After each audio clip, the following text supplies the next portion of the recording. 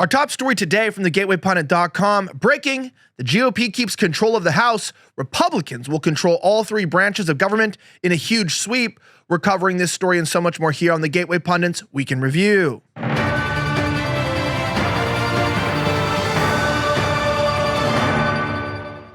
My name is Elijah Schaffer, and this is the Gateway Pundit's Week in Review, where we cover the top 5 stories of the last 24 hours.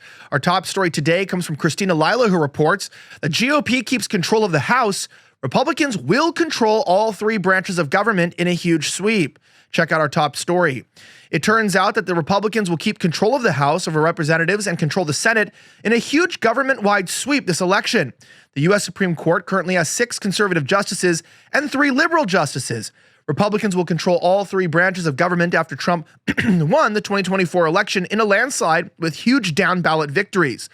Now, the congressional races are still outstanding, but Decision Desk HQ has projected the GOP to win the House with at least 218 seats as of Monday evening. Reuters reports President-elect Donald Trump, Republican Party, will control both houses of Congress when he takes office in January. Decision Desk HQ projected on Monday, enabling him to push an agenda of slashing taxes and shrinking the federal government.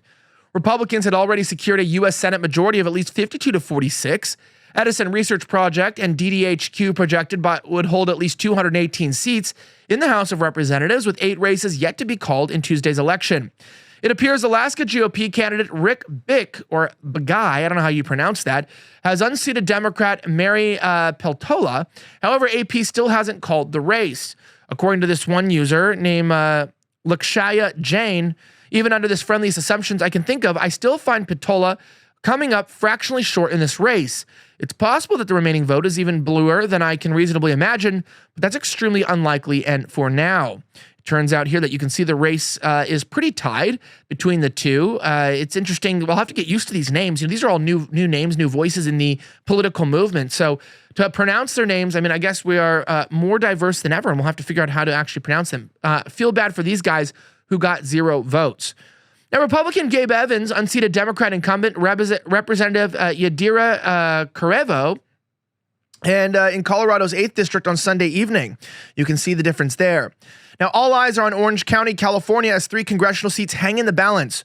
Orange County is a conservative enclave in Southern California, and 3 House seats, Districts 47, 45, and 49, are razor thin, especially District 47, where Democratic congressional candidate David Minnis pulled ahead of Republican Scott Baugh days after Election Day. There's no surprise there that we've come into a place to where it's literally been days after the election, and suddenly you see that massive jump and that uptick where Democrats seem to just get ahead, right? Kamala gave head to get ahead. I know that's a bit vulgar, but it's true. But Democrats just need that little bit of jump, right, in the vertical direction. Now, we've seen that in the Wisconsin Senate races. We saw that in the Republican presidential race. But when you see that sort of cheating of the ballot dumps at 3 a.m., 4 a.m. in the morning, it's no surprise that we are in the condition that we are in as a country. Now, that being said, you know, olive oil is something really interesting that, you know, we eat it, we put it on our food. But, you know, there's another use for olive oil that we don't really talk about too often. Gundry MD has uncovered a pantry staple that's more than just a cooking ingredient. It's olive oil, and it's one of the healthiest foods on earth. Now, Dr. Stephen Gundry, a leading cardiothoracic surgeon and nutrition guru, advocates for olive oil not just for our kitchen, but for your beauty and health regimen too. He suggests using high-quality olive oil daily, whether you're taking a shot or keeping it in your medicine cabinet. But here's the twist. Not all olive oils are equal. With so many brands out there, do you know which one truly benefits your health? Dr. Gundry has researched this extensively, and his findings have gone viral. He's there to guide you through the maze of olive oil choices. Watch his eye-opening video now at getolive1.com/pundit, or find the link in our description. That's getolive1.com/pundit, GETOLIVE, 1.com/PUNDIT. See how the right olive oil can transform your health and beauty routine. Don't miss out on the life-changing information. Check it out today. Link is in the description. Now, as I mentioned here in our next story, it's quite interesting. Every American should see this Ex-Dem AC Repairman set MSNBC straight on why Kamala lost. Samuel Short of the Western Journal reports. Now, Tuesday's defeat for Democrats is raising a lot of questions in that party. The questions they're asking are the most obvious ones. What went wrong? Where did the message fall short in mobilizing voters against President-elect Donald Trump? Well, an ex-user named HVAC1, a self-described HVAC master and business owner, responded to a clip from MSNBC in which panelists were asking these questions. He gave the simple answer as a former union Democrat. I'll make it real simple for you from a former union Democrat. Easy fix. You shit on and insult working people from your mansions and gated communities. You steal from us to give to your pet constituents. You can call us your enemies and garbage, deplorable, and Nazis, he wrote. He went on to make over a dozen additional points about Democrats ramping up inflation, threatening to pack the courts, lying constantly, forcing sexual perversions and fetishes on us, and so much more. The clip in question shows MSNBC analyst Tim Miller telling host Jen Psaki there's a fundamental brand problem, mentioning the gains that Trump made with every demographic, excluding women with college education. But it looks like people have had enough. And MSNBC can't quite figure out exactly why it is that people are abandoning the Democratic Party in droves. Maybe this clip will give you somewhat of a hint, you elitist sacks of SHIT. Listen. You've actually worked in Republican circles. What is going wrong here on that front? And I just think the Democrats right now have to just reckon with the fact that there's a fundamental brand problem with the party as far as not reaching like huge swaths of the country. Jim listed a couple of them with rural and Hispanics. But if you look at the exit polls, Trump gained with every demographic group except college-educated women. Everyone. Black men, Hispanic men and Hispanic women, non-college women. So it wasn't really even a race and gender thing in particular. It was widespread. And there's a brand issue. To your reference about my kind of time at the Republican Party, I look back at 2012 when we lost with Romney, right? And afterwards we did the autopsy and we looked at it and we're like, we need to fix this little thing or that little thing. And that might make the difference if we reached out to this group more or that group. The reality was that the Romney-Ryan party did not appeal to broad swaths of the country. It did not appeal to black and brown Americans. It also didn't really appeal that much to working class Americans. Obama cut into his margins there. That's where the Democrats are right now. They get so when you say communicate, yeah, but it's more like we got to figure out how to talk to them. It's not about like a talking points. Democrats have to think about how their brand is resonating outside of college-educated, urban and suburban, white. Yeah, it is pretty remarkable that we talk about the GOP. I think we did learn our lesson. With Romney, there was really no reason to get the American constituents to come out and vote for him. I mean, he was the same thing as Obama, just whiter, right? Obama was the first half-white president, and Romney would have been a full white president. And people were like, I don't know if we're ready for a Mormon guy who looks like an uglier version of the California governor who sits around slick-talking and is a neocon war hawk, going to be the person that's going to change our country and bring us into victory. It was like picking one of the same kind from a different side of the coin. And to me, I feel like a lot of us realized that we needed to do something much different. And for that, we were able to get it done. Now, that being said, additionally in the story, it turns out that Miller posited that in Democrats, they have to figure out how to talk to them, being the actual voters. There's a total disconnect in the Democrat Party. I don't think I need to point that out directly. Now, breaking documents reveal that Nevada officials deleted 26,902 ballots from their mail ballot totals overnight from Thursday to Friday. Check this out. Thousands of voters were allegedly deleted from Nevada's U.S. Senate overnight from Thursday 11 to 7 to Friday 11/8/2024. Candidate Sam Brown in the U.S. Senate race eventually lost his race. He was leading to his Democrat opponent. What do Arizona and Nevada and the Wild West have in common with the 2024 election? Well, why is it the endless ballot vote counting after Election Day? As the evil forces work 24/7 to reach a plausible stolen vote total for the Democrat Senate candidates to win by Jackie Rosen in Nevada and Ruben Gallego in Arizona. Never mind the voice of the people in these races that aren't too big to rig. The globalists are now going after all the low-hanging fruit possible after their crushing defeat by President Trump, and the Nevada, Arizona congressional and Senate races are being manipulated until this very possible end. Because closing the gap in the number of Senate seats lost is, of course, paramount to them, with their eye on having a Senate majority in 2026 midterms. Before we go into detail, let's quickly discuss one mechanism of how elections are stolen, which would have never been known if not for the work of the former Mesa County clerk and recorder, Tina Peters, who was recently sentenced to 9 years in prison on trumped-up charges, not unlike President Trump and Jack Smith's charges. By the way, I hope that he pardons her, because she upset the elites, globalists, so much by divulging their election cheating secrets. In about an hour, the documentary Selection Code, linked on Tina's website, will give you a PhD in what happened. What we can report today is that Republican Senate candidate Sam Brown was ahead of Democrat Jackie Rosen until votes mysteriously started disappearing. The following chart, derived from the official Nevada SOS numbers, the Secretary of State shows the impossible that the total number of votes between November 7th and November 8th actually went down in Clark and Washoe counties by a total of 26,902. In a world of second-grade math, there is no way that this is possible, and it is, of course, reflective of the destruction of ballots identified. Very conveniently, this number tracks with all the amount of votes that Sam Brown was defeated by. You can see this there, votes deleted in Clark, and down here, votes deleted directly in Washoe. And you have the exact discrepancy that allows Brown to directly be defeated. It's pretty remarkable, right? When we see this sort of discrepancy, like, how do you cheat in plain sight like this? Here at the Gateway Pundit, we're talking directly to you guys, our constituents, our people, our supporters, and saying, hey, look, we didn't elect us to do anything, but maybe you can kind of see your viewing and, your reading of our website as electing us to give you good information. And we don't take that lightly.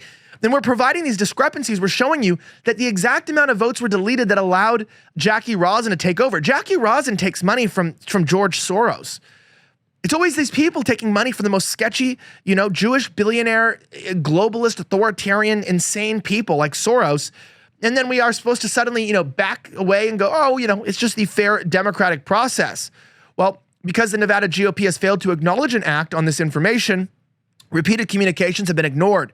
The spotlighting of this situation has been left to private citizens who has heroically filed a police report, as well as submitting this information directly to the Nevada SOS office. It goes on to explain that as of Sunday, November 10th, 2024, Sam Brown is behind his opponent by only 21,335 votes, less than the number of votes deleted from the official Nevada election totals. It is remarkable that we are in a day and age where this has become so tabulated and absolutely expected to be accepted by all of us. Now listen, in the middle of all this, I know we're all drained and we're losing energy, but I recently saw a video from Chuck Norris and I was shocked. Now it turns out that he's in his 80s and still kicking butt and working out and staying active. What's even more shocking is he's stronger, can work out longer, and even has plenty of energy left over for his grandkids. Now he did this by making one change. He says that he still feels like he's in his 50s, and his wife even started doing this one thing too, and she's never felt better. She says that she feels 10 years younger and her body looks leaner and she has energy all day. Now, Chuck made a special video that explains everything. Make sure that you watch it by going to chuckdefense.com/pundit or by clicking in the link below this video. It'll change the way that you think about your health. Once again, that's chuckdefense.com/pundit, and click on the link in the description below to watch the video now. You won't believe how simple it is. Watch this method by clicking the link in the description box. That's chuckdefense.com/pundit. You're not going to want to miss it. If you want to get your energy back, watch the video at chuckdefense.com/pundit today. Now, that being said, in a turn of events, it seems quite interesting. It turns out that the Gateway Pundit reports that Trump's incoming border czar, Tom Homan, announces workplace immigration raids and has a stern message to Dem governors trying to block deportations. Christina Lila reports. President Trump announced on Truth Social Sunday night that former ICE Director Tom Homan will be the nation's new border czar. I am pleased to announce that the former ICE Director and stalwart on border control, Tom Homan, will be joining the Trump administration in charge of our nation's borders, the border czar, including but not limited to the southern border, the northern border, all maritime and aviation security. Now, I've known Tom for a long time, and there is nobody better at policing and controlling our borders. It goes on to explain here that Tom Homan on Monday announced the workplace immigration raids and had a stern message to Democrat governors trying to block deportations. Where do we find most victims of sex trafficking and forced labor trafficking? At work sites, Tom Homan said on Fox and Friends. Homan also put Democrat governors on notice. I've seen some of these Democrat governors say that they're going to stand in the way of deportations and make it hard for us. A suggestion: if you're going to help us, get the hell out of the way, because we're going to do it. We're going to do what we're going to do. Check out this clip on Fox and Friends, and you tell me if you think this man is the right person for the job. He was suing the sanctuary cities, DOJ suing the sanctuary cities, pulling federal funds.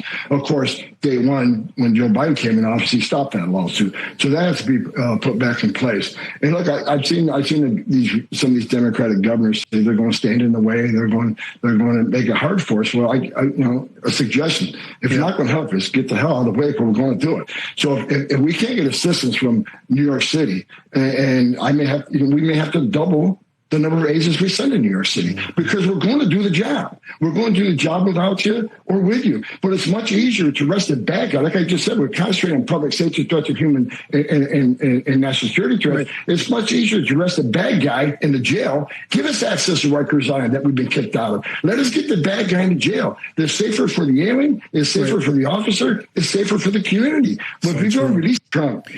Yeah, I think the Democrats are honestly already afraid because this guy means business. He's saying legitimately, I'm going to come in, I am going to take down this illegal, backwards, and, un-American, but also inhumane industry of human trafficking, and we're going to come to your work. We're going to come to your homes. And when he was famously asked on 60 Minutes, how do we deport families without separating them? And he famously answered, we deport them together. I know it's pretty harsh, but we live in a harsh world and we need somebody like this with the balls. I guess I'm being a little crass on this episode, but we do need someone with the balls to get out there and kick some serious butt. That being said, Seattle woman overwhelmed by election brutality actually murdered her father with an ice axe. This is a rather gruesome story, and I apologize for the shocking details. A Seattle woman overwhelmed by the presidential election brutally murdered her own father with an ice axe last Tuesday evening. 33-year-old Corey Lizette Burke was charged with first-degree murder after she repeatedly stabbed her 67-year-old father, Timothy Burke, with an ice axe after an argument about turning the lights off in the house. Burke told officers she also strangled her father while he grasped for air. According to a charging document, Timothy Burke sustained injuries to his head and body, including bite marks on his back. After Corey Burke murdered her father in the basement, she went upstairs and smashed windows in the home, prompting neighbors to call the police. When police arrived, they found a bloodied axe and shattered windows in the front living room. Corey Burke told law enforcement that she killed her father because she was overwhelmed and freaked out during the argument over the house lights. Burke is being held in the King County Jail at $2 million bail.